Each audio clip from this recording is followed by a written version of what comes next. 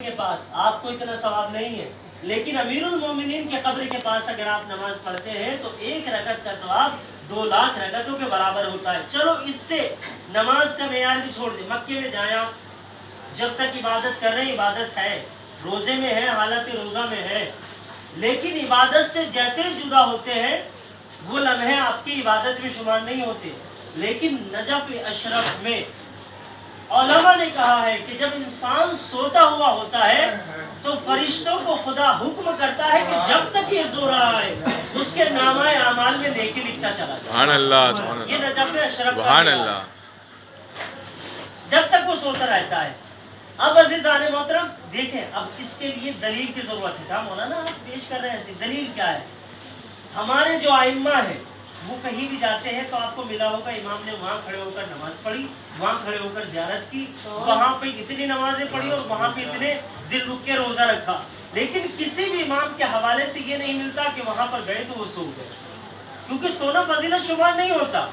لیکن چوتھے امام، امام زین العابدین اللہم صلی علی محمد و آل محمد کے لیے ملتا ہے کہ امام جب یہاں پر زیارت کے لیے آئے تو امام جب یہاں پر آئے تو زیارت کے بعد جو سب سے پہلا کام امام نے کیا، سو گئے۔ کہیں نہیں ملتا کہ سوئے ہو، لیکن وہاں پر آ کر سو گئے۔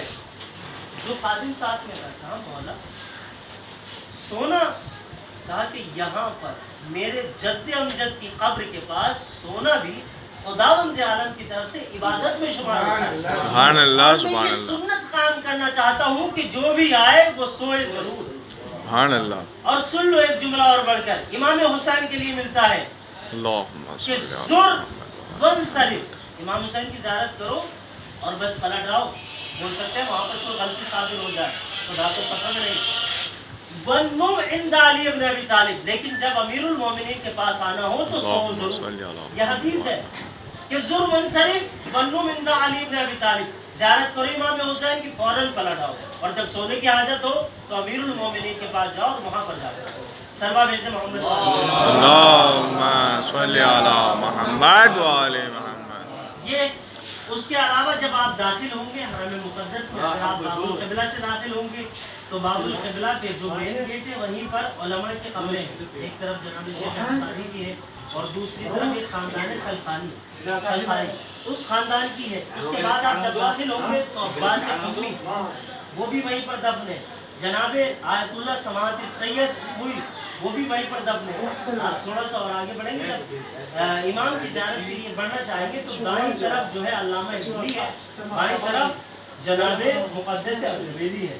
اس کے علاوہ بہت سارے عالمین کی قبر، یعنی جو عالم ہیں ہمارے جو علماء ہیں ان کی قبریں یہاں پر ہیں۔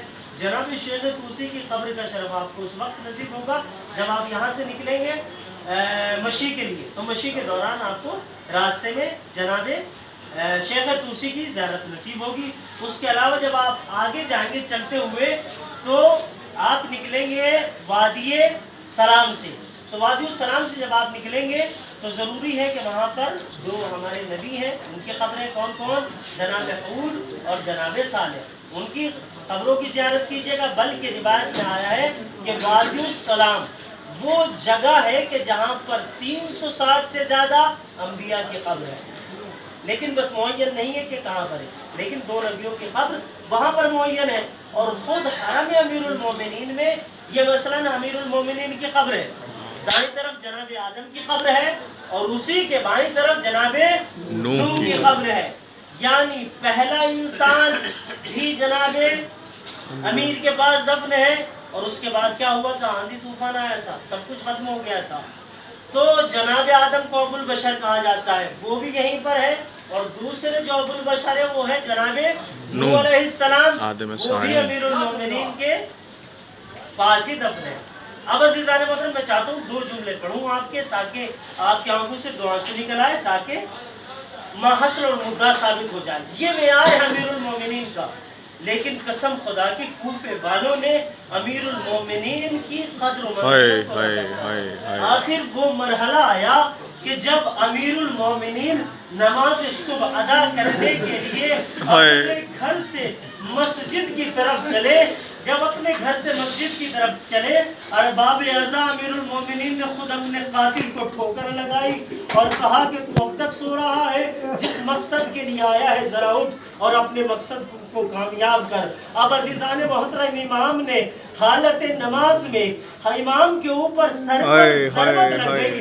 میں کہوں گا مولا آپ صبر کریں، آپ کا سر سجدے میں تھا، آپ کو ضربت لگی، مولا مجھے صبر کر لینا چاہیے، لیکن ذرا کربلا کو دیکھیے، جب امیر المومنین آپ کے بیٹے امام حسین کو آخری ضربت کے لیے شبر ملون آگے بڑھا تو امام حالت سجدے میں تو نہ تھے، لیکن خود کو اب جو جنبش دی تو ادھر کے تیر ادھر نکلے، ادھر کے تیر ادھر نکلے، اب پیشانی سجدے میں گئی۔ ارباب اعضاء جب پیشانی سجدے میں گئی، ارباب اعضاء امام کے سر پر 12 ضربتیں لگی۔ اب ارباب اعضاء امام علی علیہ السلام کو ضربت لگ چکی، امام حسن آگے بڑھے، نماز کو مکمل کیا، کرنے کے بعد ایک کمبل کے اندر یا ایک کملی کے اندر